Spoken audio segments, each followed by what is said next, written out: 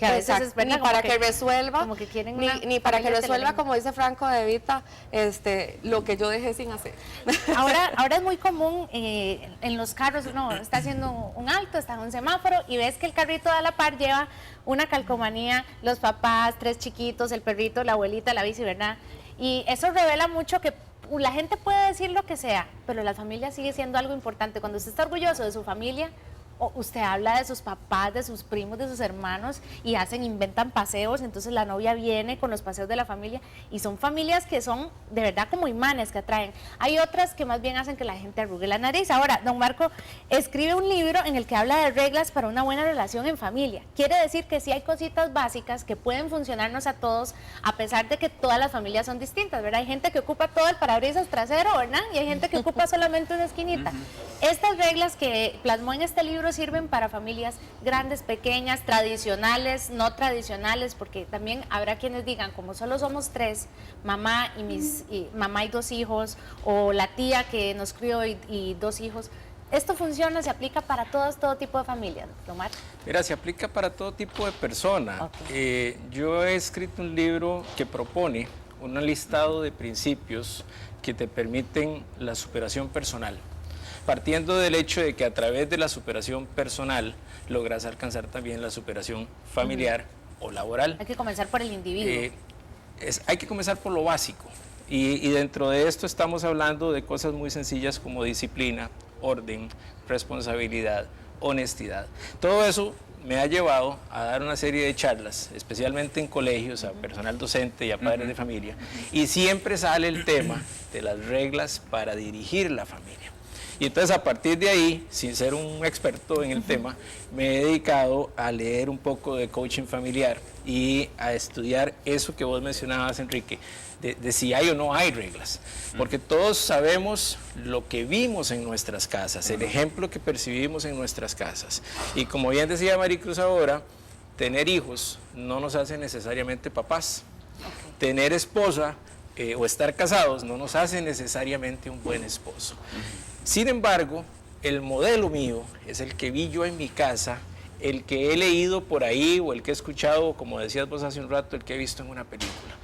Pero tengo un gran problema, se junta con el de otra persona, que es mi pareja, que tiene un modelo totalmente distinto, que pensamos diferente y al final poder lograr esa convivencia, ese acuerdo de convivencia es fundamental para definir las reglas para un hogar. Claro, porque se juntan los Torres con los González y son 2 familias, 2 mundos distintos y además eso no se habla, ¿verdad? Uno va como a prueba y error. Así uno nunca se sienta, mi amor, ¿cuáles van a ser las reglas de esta casa? ¿Verdad que no? Digo yo.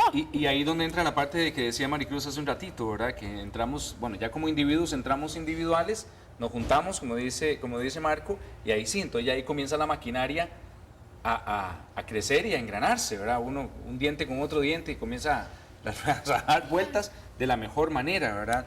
Me llama mucho la atención, por ejemplo, y lo habría sido por pura casualidad, página 58, donde dice la parte de respeto, a propósito de la pregunta que venía ahí a continuación, que cuando nos referimos al respeto no solamente estamos hablando de la parte de la cortesía en donde se dice sí señor y sí señora, que ya ni siquiera eso ya se está dando en ciertas familias, ya ni siquiera eso, o sea, se trata a la mamá o al papá como si eso fuera una soda, a veces, o un comedor o un restaurante, es más, ni siquiera se comen juntos.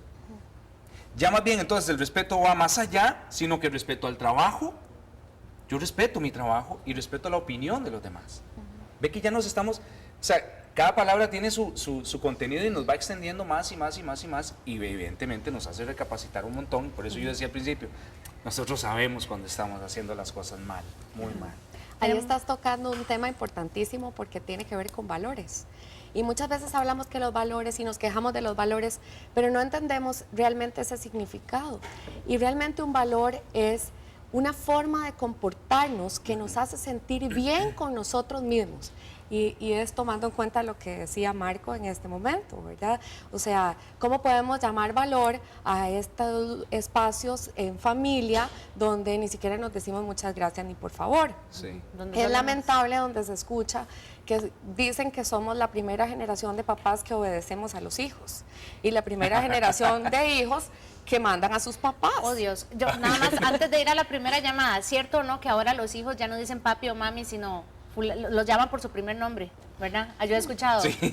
Enrique, yo tendría que decir Enrique y María Elena. ¿Qué es eso? No, mi papá y mi mamá, ¿verdad que ahora es muy común? O peor aún, Mae o Mopri. Santísima.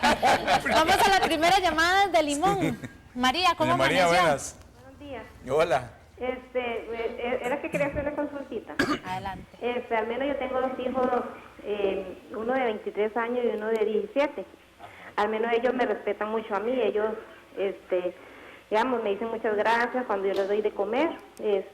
Buenas noches. Ellos cuando se van al trabajo, yo les echo la bendición. Y entonces, la consulta que quería hacer yo es, digamos, sobre... Tal vez no viene un poquito al caso, pero digamos, sí, del respeto, digamos, de los papás a los hijos y de los hijos al papá. Al menos ellos me respetan mucho a mí y yo los respeto mucho a ellos. Tengo el 17, le gusta hacerse así, mucho peinado. Son unos muchachos que no son, o sea, no bailan, no toman, no tienen ningún vicio.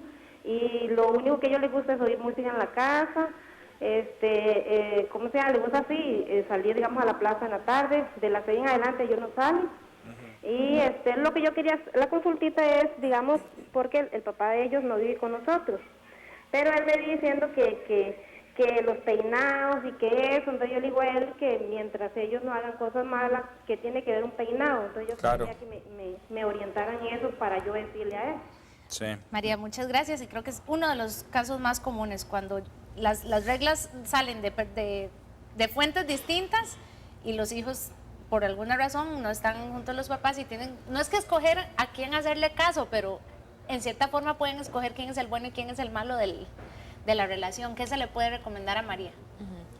Bueno, yo siempre cuando trabajo con parejas de papás divorciados, por eso uso los dos términos, les recomiendo que se pongan de acuerdo, pero cuando ese caso no se puede dar, también les digo que con solo que haya una parte sana, o sea, uno de los dos que esté ubicado, uno de los dos que tenga claro qué es lo mejor, los hijos van a poder al menos leer esos dos mundos. Saber a qué atenerse. Exactamente, y ver las consecuencias, porque eso es muy importante. Cuando hablamos de reglas, hablamos de límites y no de limitaciones. Entonces, como decía la señora, el pelo no va a limitar al chico a que sea un buen estudiante o una buena persona.